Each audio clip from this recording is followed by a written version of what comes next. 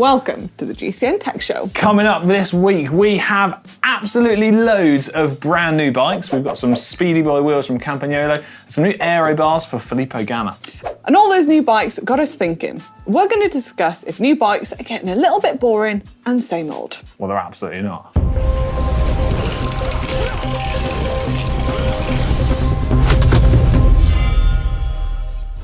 First up, before we get into our main talking point, here is your reminder to head over to the GCN app and vote on the polls with the most desirable bikes.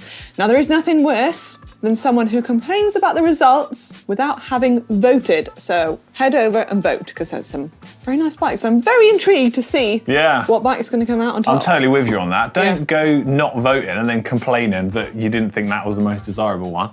Nothing worse. Not having any of that. So this week, I thought it'd be interesting to chat about whether we thought modern bikes are all starting to look the same and getting a little bit boring. Now, the reason, like you said earlier, we came to this conclusion, or the idea of talking about it, is because this week and last week on the show, there's been a handful of new bikes launched. There has been a lot.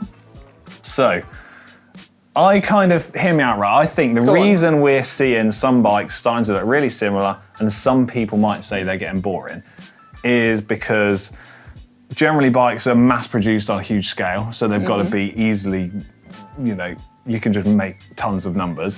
There's the current trend for disc brakes and everything being a little bit aero, and then the UCI rules, which most brands are sticking to on their top end models, which means you're kind of like limited into how wild you can go with the designs, and therefore I think that's how we've ended up in this situation. Yeah, I have to agree, but then obviously we chat about quite a few new bikes when they come out, and obviously we list quite a few of the different features they have, and everyone tends to be a little bit different in their own way. Yeah, so you're saying if you look at individual details, you can kind of separate them all out, but that's only if someone's really tech sort of nerdy and into all of the bits. And that's not for everybody. A little flicker here and a shape here, or this one's different material, different carbon. It's like 50 grams of size. I can kind of get that. Yeah, that's you all over. That's literally me. Yeah. But do you think this is a new thing? Because I actually think this has always been the case with bikes. So if we go maybe back X amount of years to before carbon frames, bikes kind of look the same then. So what are you saying, steel tube bikes, which were just normal round tubes, all bikes had fairly similar geometry and shapes? Maybe even more then. They were more boring and more the same. Yeah, I kind of get that. Everything was the same.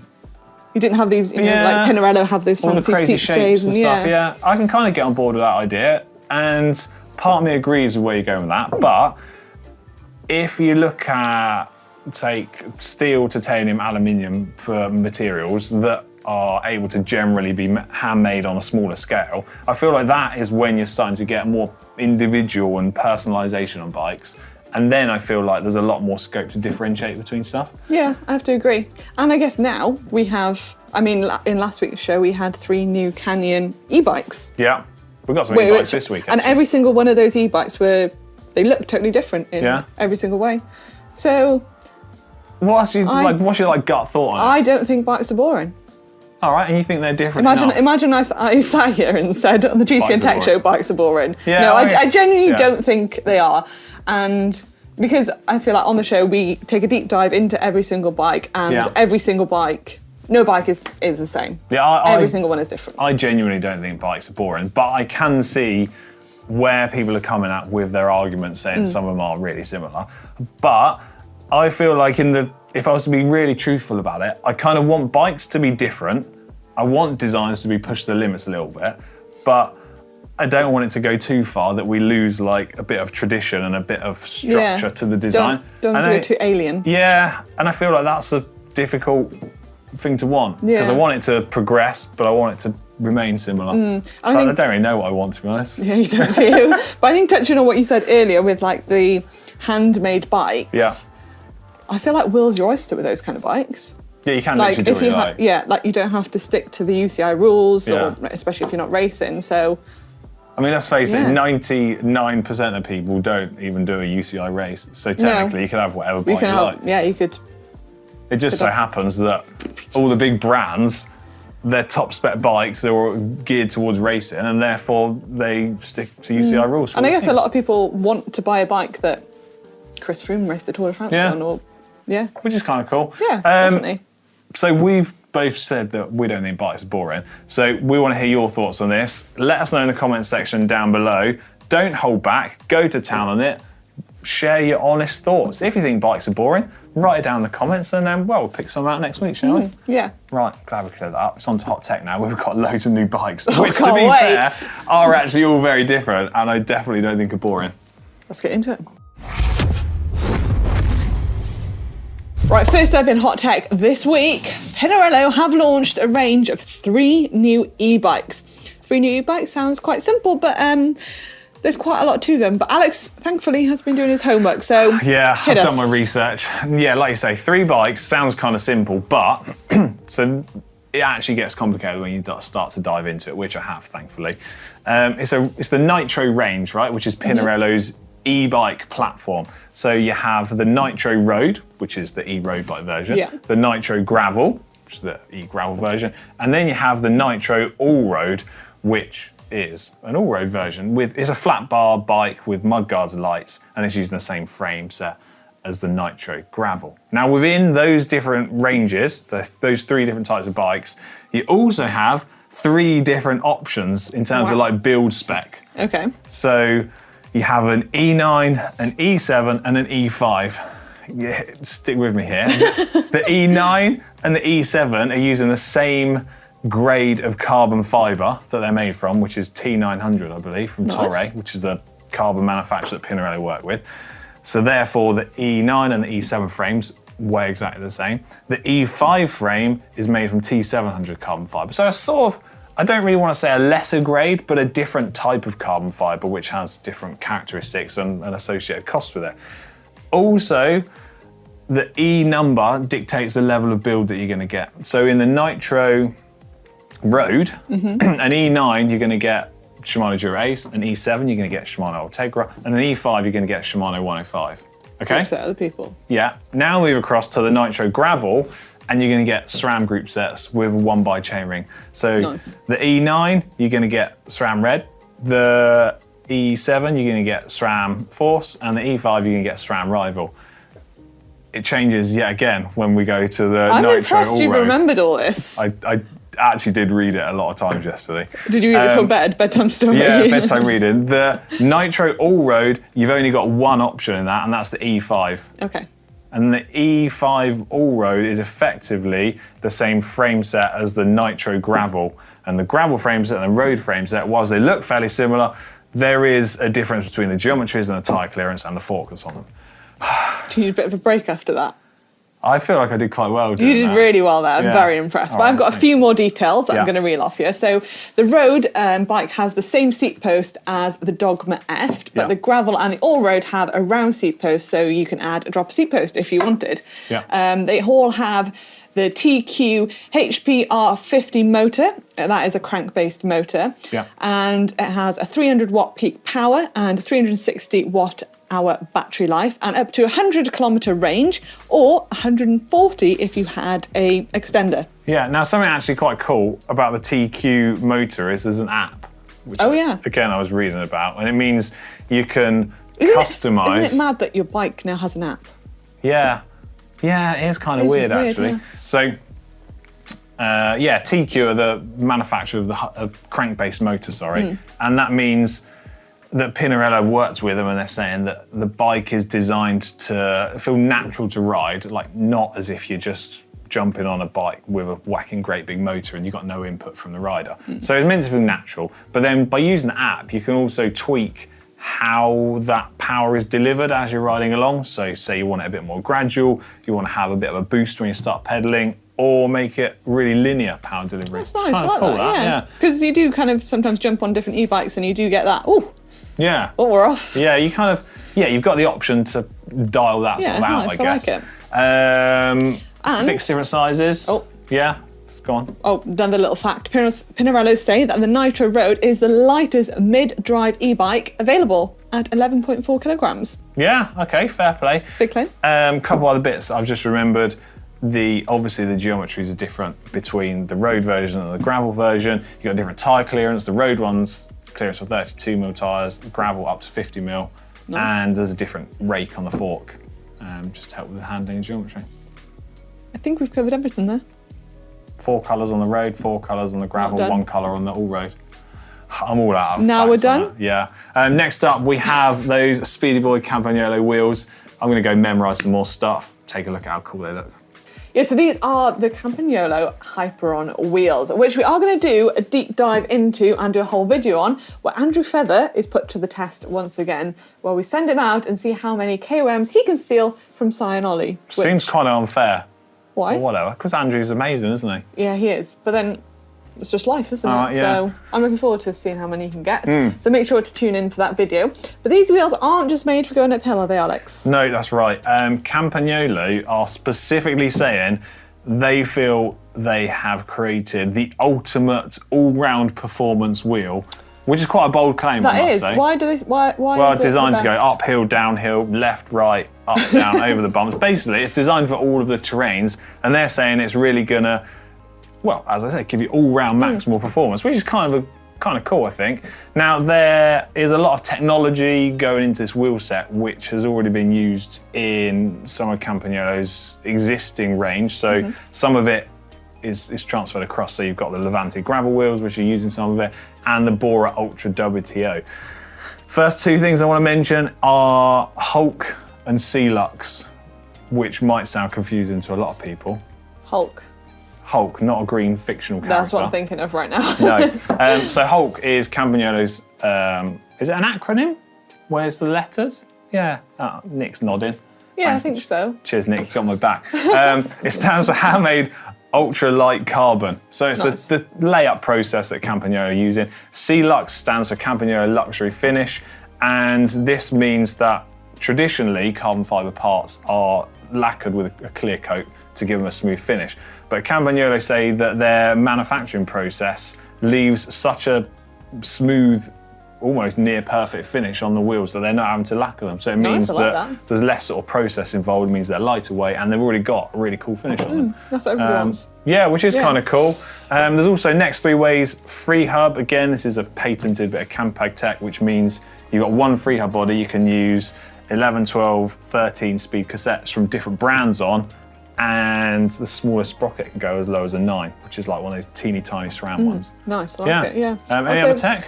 Well, they're 37 millimeters deep. They've also got Cults ceramic bearing and 21 millimeter internal width. And also another really cool thing is the carbon layup on the wheel is kind of like shaped around the spoke holes. Oh yeah? So on like other wheels, it would be kind of cut in or drilled in, whereas this, it is made around the spoke holes. Like the fibres are weaved around where the spoke are. That's kind of cool. So I think it just, I mean, if you take away that element of having to drill into a wheel, which is quite a big impact. I think that's really cool. That, I genuinely feel, is kind of like a sick bit of technology. That is, yeah. Right, weight of these wheels, we've got them here. There's two different options, actually. Interestingly, Campagnolo are still making this wheel set in a tubular version. How do you feel about that? Surprised is how I feel. Really? Yeah, there's not many manufacturers still doing tubular wheels. So weight of the two-way fit, which is tubeless and clincher, 1,240 grams, so lightweight that. Yeah. And the tubular version, a little bit lighter, 1,160 grams.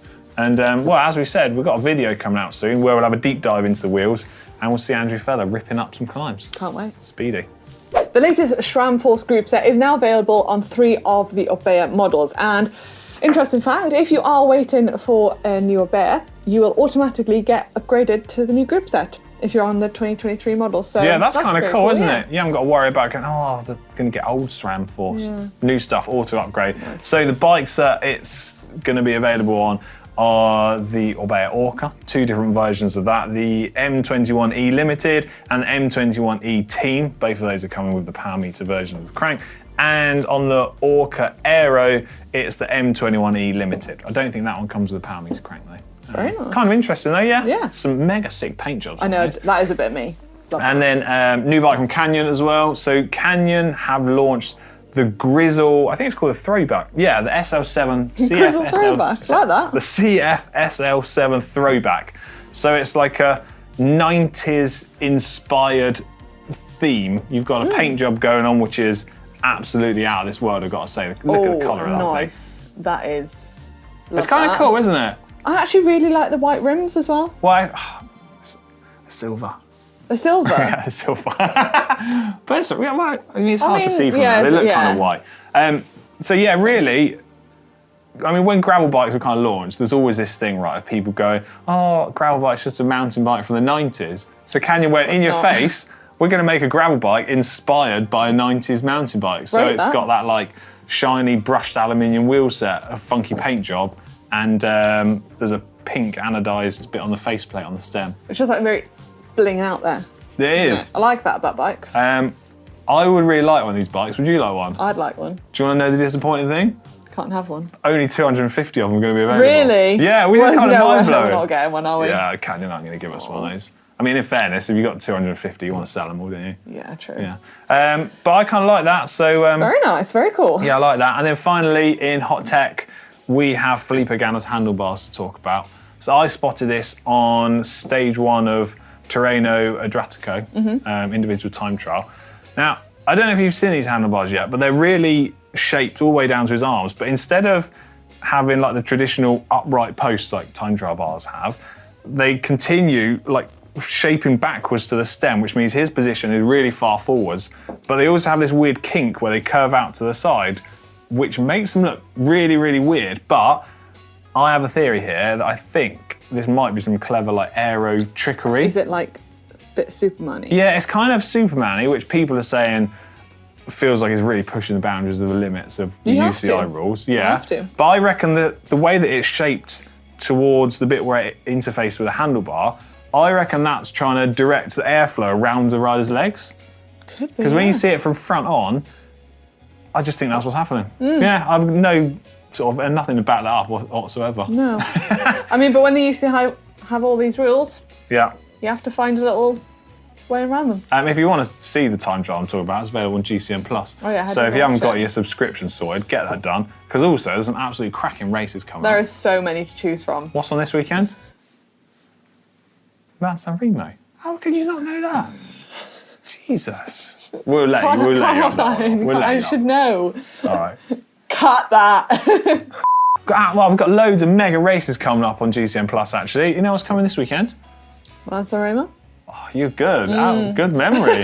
One of the longest professional bike races out there, and the first of the monument races, isn't it? Which I think it is. Is going to be good. So if you, I mean, I'm going to sit in front of the TV for about 6-7 hours and watch that race. I mean, it's a good excuse to sit and watch telly, isn't it is. One other thing I want to quickly mention in hot tech, or that's strictly not tech related, is the Komoot Women's Rally event in Slovenia. So this is limited to only 50 places. Ooh. It's a really cool sort of event where you have to apply to get entry to it. Now, you've still got to support yourself in like the same way, like financials, like a freebie holiday. But it's really cool. So it's got a distance of 664 kilometres, elevation of 14,000 metres, and it's like a big gravel rally event, really. That is a long race. Yeah, it's kind of cool. It says applications are open from the 14th to 24th of March. All the information and details can be found on the Komoot website. And if you're not lucky enough to get entry into that one, there's also a couple of other events. You've got September the 16th to 23rd and Tucson, Arizona, which is in November. It's kind of cool, that. Yeah. It's now time for comments of the week, and first up, some comments from last week's tech show. And first one is in from Andrew. Nice to see Connor back in the tech seat. Maybe they want you gone. Yeah. Yeah. Oh, whatever. I wonder how low his stool has to be to keep him in a shot, though. Good show, guys. Connor has a special stool. His stool was all the way down and mine was pretty much all the way up. I felt like I was sitting on the desk last week. And another one from Rob. Connor is definitely in full dad mode with trying to save money on the free bikes. Hilarious. I didn't see all of last week's show, but I did see this bit where Connor was saying, like, surely just reduce the price of the bike. Connor is the most dad mode you can get. The other day, Connor was telling me how he went off on a right rant, to be honest. He was saying he was outraged at the price of a bus ticket to get into the centre of Bath for him and the fam. Oh, bless him. He actually said he's going to considering getting a cargo bike so he can cart the whole family into Bath and boycott the bus. That's 4 of them. Did you get a bike for 4 people? Well, I don't know if Connor's... There's a big hill to get out of Bath. I don't know if Connor's got it in him anymore. Yeah. Okay, so comments underneath your custom painted shoes video, which I must say, I actually thought were really cool. Can I just clear something up? Yeah, here's your platform for it. I think my shoes look better in person. I feel like they didn't quite do it justice. You know, some things do look better in person. Like so you're saying sort of like who filmed it didn't do them justice? No, not at all. This is Nick. Yeah, Nick's not. Nick didn't do them justice. No, Nick did an amazing job, but I just think it looked better in person. I completely agree, actually, because you left your shoes on the desk where I sit upstairs, and I had to move them out of the way a couple of times. But they do look really cool. Yeah. Yeah, I feel like the sparkle cool. just comes out a lot more. Sometimes you just got to see stuff in person. Yeah, it's better. Because there's a few comments not that impressive. Well, Mark says, irrespective of anything, Mark Tom says, they look great. Painting is art and science and a truckload of skill. Great to see the process discussed here, giving an understanding of why it isn't a cheap thing to get done, and he finished it off with nice work. Thanks, Mark. Very kind of you. What did Magic Knight say? Magic Knight said, I'm not feeling the paint job. I like the heel area, which is metallic, but the second colour doesn't look very good. Maybe in person it looks better, which it does. Yeah. And Pops was hoping for a cool logo or something of that kind. Well, I mean, you can't please everyone. Also, I had one day, not even a whole day to do this thing. We drove to Wales to film and paint the video in just one day. So it wasn't a lot of time. We couldn't go into really extravagant things. I couldn't spend 3 days there doing lots of little details. Oh, I nodded off then, your excuses. Give it a rest. And I haven't got the most steadiest hand when it comes to drawing things, so I didn't really want to do anything like that. I just wanted plain, simple, elegant. I don't think you need to justify anything, because they do look cool. I've just spent the whole comments bit explaining why, but let's move on. Bike shop, best bike shop in the world. This weekend on Tech was just the Manon channel. There was a lot of Manon. Yeah, you did a great job. And I was over on GCN, doing lots of food. You just absolutely smashing it. You put us all out of a job soon. Yeah, well, it's a matter of time. Dandy says, let's make a regular episode around awesome and recommended local bike shops in various countries.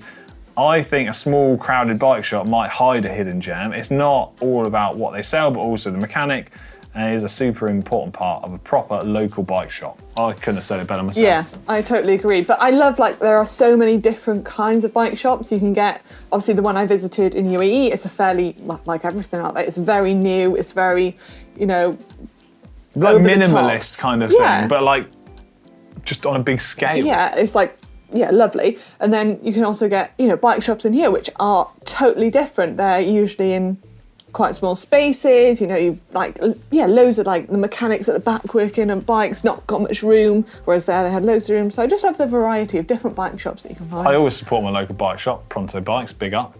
Always in there. Are they paying you? No, I'm just always in there spending my money on food. Cake and coffee. Cake and coffee. That's what our local bike shops are. Yeah, well, if you want to support local, you've got to get your cash out, haven't you? You do. But anyway, we did try and support local on the Tech Show because we did Best Bike Shop in the World this week.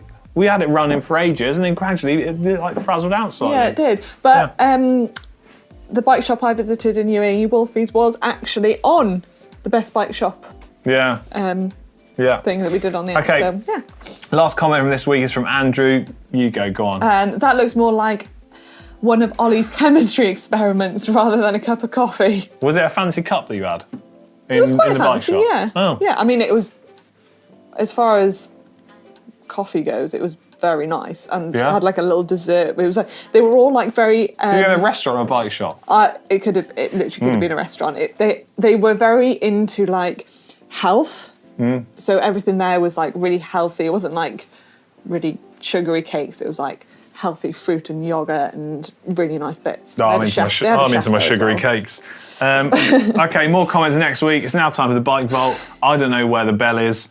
Oh, there it is, your side. Do you want to ring it? Nah, you take charge every time. It's all right. No, I'm offering the bell. Nah, because I feel like you're doing it just because you want. Genuinely, you can ring the bell. All right, thanks. First up this week's most supernised bike from last week. It's from OHM83 with a Factor Ostro van with a really jaunty angle. What's going on here? How has this got the most? I mean, lovely bike. Great picture as Great well. shine, great shine to it, but Good depth of field in this picture. I'm not sure how our viewers have allowed this to be the most super nice when it doesn't tick all the boxes. Not interested. It's a nice from me. Nice. First up this week, I don't have the author or username to hand, but it is user ID 1944166. Nice, I like it. What is this contraption? Velo Viva Tess 300 from 2012. They are some deep section wheels. That's some deep boys. Yeah. Not in Biggie Smalls. It's in Biggie Big. Got a few gubbins on there. Valves not aligned. Oh, Bit it's of a just chimney. nice. Yeah, Just nice.